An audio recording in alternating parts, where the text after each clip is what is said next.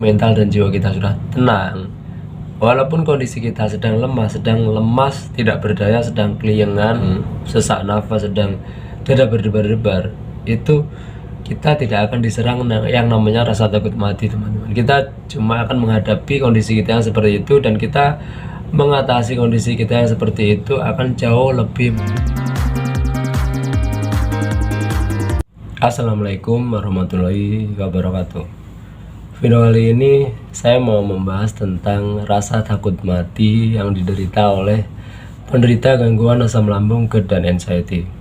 Termasuk saya juga mengalami gangguan asam lambung, GERD, dan anxiety, dan juga saya sangat mempunyai rasa takut mati, teman-teman. Itu dulu, alhamdulillah sekarang saya sudah sembuh. Sekarang saya sudah terbebas dari semua itu, teman-teman. Saya dulu lumayan parah, teman-teman, sampai opname, pindah-pindah rumah sakit, gonta-ganti dokter, dan sampai situ belum sembuh, teman-teman. Dan alhamdulillah sekarang sudah terbebas dari semua itu. Gini, menurut yang saya amati, yang saya titeni pada kejadian saya dulu, rasa takut mati itu muncul disebabkan oleh gangguan asam lambung, teman-teman. Awal mulanya yaitu adalah gangguan asam lambung. Gini, urut-urutannya itu seperti ini yang saya tahu ya. Awal mula kita kena gangguan asam lambung, dan asam lambung memicu atau menimbulkan yang namanya sensasi, teman-teman. Sensasi itu rasanya nggak nyaman, nggak enak, bahkan rasa sakit, teman-teman.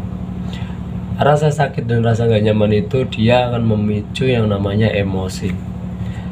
Emosi itu ada emosi buru-buru, emosi marah, emosi cemas, dan emosi takut. Dan emosi itu dia akan memicu yang namanya rasa takut mati itu, teman-teman. Jadi asal muasalnya yaitu adalah di asam lambungnya, teman-teman. Jika mau cepat, jika mau simpel, kita obati asam lambungnya doang, dan setelah asam lambungnya sembuh maka rentetan yang lainnya juga akan sembuh, termasuk rasa takut mati itu juga akan hilang, teman-teman. Tapi saya tidak memakai cara itu karena menurut saya kurang pas, teman-teman. Karena gini, ketika kita mengobati asam lambungnya doang, dan pada suatu hari nanti kita sedikit kambuh doang, maka berikutnya juga akan ikut muncul kembali, teman-teman, karena kita tidak mengatasi rasa takut matinya. Dan maka dari itu saya tidak begitu pas dengan cara itu, dan cara yang saya pakai adalah saya obati asam lambungnya, begitu juga rasa takut matinya juga saya obati sekalian, teman-teman. Jadi saya mengobatinya berbarengan, dua-duanya saya atasi sekalian, teman-teman. Dan setiap orang yang saya amati dulu, setiap orang akan berbeda-beda hasilnya. Bisa sembuh berbarengan bersama, bisa juga sembuh asam lambungnya dulu, bisa juga sembuh rasa takut matinya dulu. Dan kalau saya dulu rasa takut matinya sembuh dulu, beres dulu, teman-teman, baru kemudian saya mengobati asam lambung saya. Terasa menjadi lebih mudah karena saya sudah bisa mengontrol rasa takut matinya, gitu, teman-teman. Itu yang saya alami dulu, dan setahu saya seperti itu, teman-teman. Dan cara yang saya pakai untuk menyembuhkan rasa takut mati itu adalah sangat sederhana, teman-teman, menurut saya. Yaitu yang pertama-tama, kita harus benar-benar menyadari bahwa semua makhluk hidup di dunia ini pasti mati, teman-teman. Tanpa terkecuali, termasuk kita juga pasti akan mati. Kita mempunyai satu hari yang pasti, yaitu satu hari kematian. Itu pasti terjadi, tapi kita nggak tahu pastinya kapan, tapi pasti terjadi, teman-teman. Kita harus benar-benar menyadari itu. Benar-benar menyadari itu dengan sekedar tahu beda ya, teman-teman. Kita harus benar-benar menyadari agar supaya ketika kita benar-benar menyadari, kita nggak akan terlalu takut banget yang namanya mati, teman-teman, karena itu sudah pasti terjadi. Dan yang berikutnya adalah gini, kita harus menyisakan satu keyakinan penuh bahwa Tuhan bisa mematikan kita pada kondisi kita super sehat maksimal sekalipun, teman-teman. Jadi pada saat kita sakit lalu kita takut mati, itu akan menjadi sedikit lucu, teman-teman. Karena pada kondisi kita super sehat maksimal sekalipun, Tuhan bisa mematikan kita, teman-teman. Jadi dengan kita mempunyai satu keyakinan itu, kita akan berpasrah total kepada Tuhan, hidup dan mati kita, teman-teman.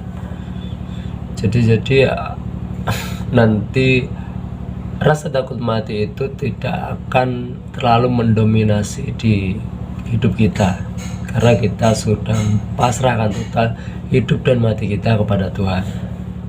Dan yang berikutnya adalah gini, teman-teman juga harus menyadari, juga harus tahu bahwa rasa takut mati ini rasa takut mati yang sangat merugikan diri kita, teman-teman. Sangat merugikan, sangat menjebak diri kita, dan rasa takut mati yang sama sekali tidak ada faedahnya sedikit pun menurut saya, teman-teman. Rasa takut matinya rasa takut mati yang negatif, teman-teman. Kenapa rasa takut matinya merugikan? Karena gini, ketika kita merasakan takut mati, pada saat itu juga imun kita akan menurun, teman-teman. Akan menurun. Dan enggak itu doang, kita akan rugi di waktu kita akan habis untuk memikirkan itu doang. Pikiran kita terkunci dengan rasa takut mati itu, sehingga kreativitas kita ikut mati. Kita nggak bisa berproduktif lagi. Kita setiap hari murung, malas, nggak punya semangat sedikit pun, dan kita tidak bisa senyum sedikit pun, teman-teman. Bahkan kita sulit untuk tidur karena kita selalu memikirkan itu dan selalu dipenuhi pikiran seperti itu. Jadi kita harus benar-benar menyadari bahwa rasa takut mati ini sama sekali nggak ada faedahnya dan sangat merugikan kita. Dan ketika kita menyadari itu, kita akan mengupayakan menggeser pikiran itu dan mengisi pikiran kita dengan yang lebih bermanfaat. Itu, teman-teman, itu kita akan usahakan sedikit demi sedikit. Saya dulu seperti itu, teman-teman. Kita akan mengupayakan sedikit demi sedikit menggeser pikiran negatif itu dengan mengisi dengan pikiran yang lebih bermanfaat. Dan yang berikutnya, kenapa kita sangat takut mati dengan yang namanya mati? Karena gini, sadar gak sadar kita membayangkan bahwa kehidupan di setelah kematian nanti adalah kehidupan yang sangat mengerikan, kehidupan yang sangat menakutkan, kehidupan yang sangat mencekam, kehidupan yang sangat gak enak, kehidupan yang sangat akan mengancam atau menyiksa diri kita. Karena kita membayangkannya seperti itu, teman-teman.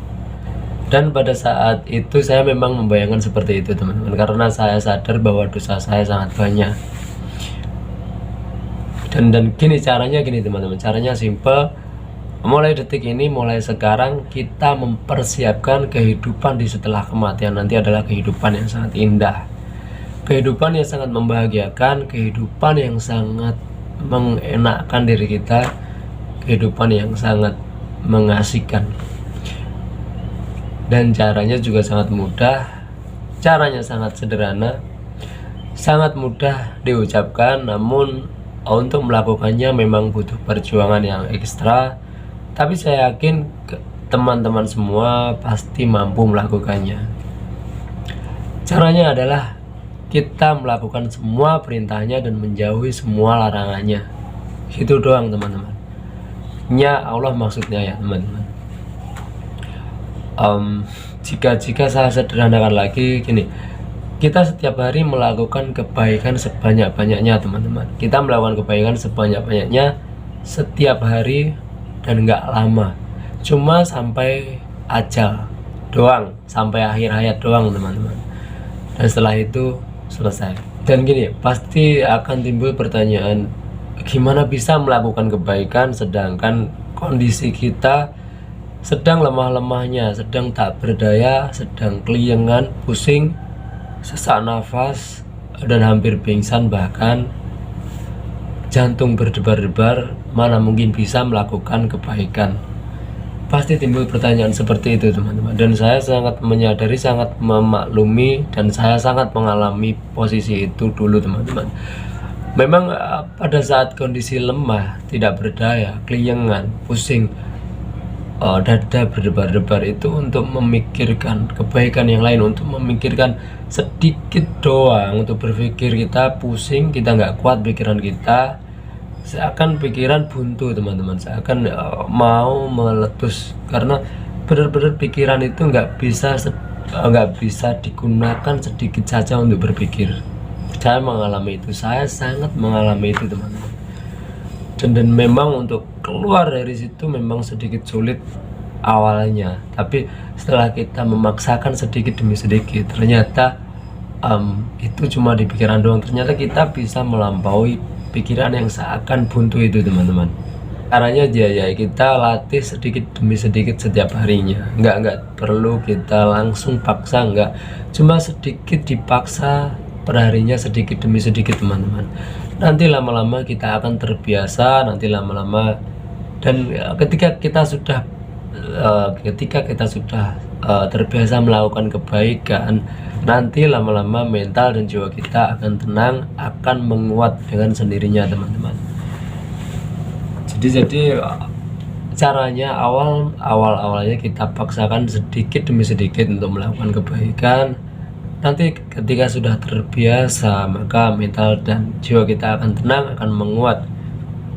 Dan pada saat mental dan jiwa kita sudah tenang, rasa takut mati tidak akan bisa mengganggu kita, tidak akan bisa menindas pikiran kita, dan bahkan dia akan menghilang dengan sendirinya teman-teman. Itu yang saya alami dulu. Gini, ketika mental dan jiwa kita sudah tenang, walaupun kondisi kita sedang lemah, sedang lemas, tidak berdaya, sedang keliengan, sedang sesak nafas, sedang dada berdebar-debar, itu kita tidak akan diserang yang namanya rasa takut mati teman-teman. Kita cuma akan menghadapi kondisi kita yang seperti itu, dan kita mengatasi kondisi kita yang seperti itu akan jauh lebih mudah, akan jauh lebih gampang, karena mental dan jiwa kita sudah tenang. Itu yang saya alami dulu teman-teman. Dan ini kebaikan itu bentuknya sangat banyak sekali teman-teman. Kebaikan kepada Allah dan juga kebaikan kepada sesama manusia, itu bentuknya sangat banyak sekali. Misal gini, kita asam lambungnya parah, kita cuma bisa rebahan doang dan jalan 1-2 langkah doang sudah capek. Itu kebaikan yang bisa kita lakukan sangat banyak sekali teman-teman. Contoh sederhananya, contohnya adalah kita bisa baca Al-Quran, kita bisa beristighfar, bisa sholawat, bisa berzikir kepada Allah, bisa bersedekah semampu kita, kita bisa sholat, bisa memperbanyak sholat sunnah, bisa lebih patuh kepada orang tua, lebih menghargai orang tua, lebih nurut kepada orang tua, lebih bisa memikirkan kebahagiaan orang tua. Itu adalah kebaikan yang sangat luar biasa teman-teman. Belum lagi kita lebih menyayangi adik kakak, lebih peduli dengan adik kakak, lebih memikirkan kebahagiaan adik kakak, saudara, anak, bahkan pasangan yang sudah punya pasangan. Masih banyak kebaikan-kebaikan yang bisa kita lakukan teman-teman.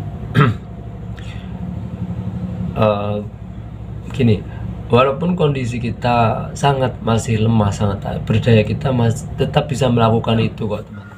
Dan bagi asam lambungnya yang tidak terlalu parah, dia masih bisa bekerja. Dia semangat bekerja untuk mencukupi kebutuhannya dan untuk mencukupi keluarganya. Itu adalah kebaikan yang sangat luar biasa teman-teman. Belum lagi di tempat kerja, bisa membantu teman, bisa membahagiakan teman, membahagiakan bos, bisa menjadi teman yang baik, tidak pernah menghina teman. Itu kebaikan yang sangat luar biasa teman-teman. Dan seenggaknya kita bisa lemparin senyuman kita ke semuanya, ke sekitar kita, ke bos juga. Itu adalah kebaikan yang sangat luar biasa. Tapi gini, kita melakukan kebaikan bukan untuk mengusir rasa takut mati ya teman-teman. Kita melakukan kebaikan karena Allah menyuruh kita berbuat baik, dan karena Allah suka kita berbuat baik. Gitu doang teman-teman. Saya kira video kali ini segitu dulu. Itu tadi adalah cara saya untuk mengatasi rasa takut mati teman-teman.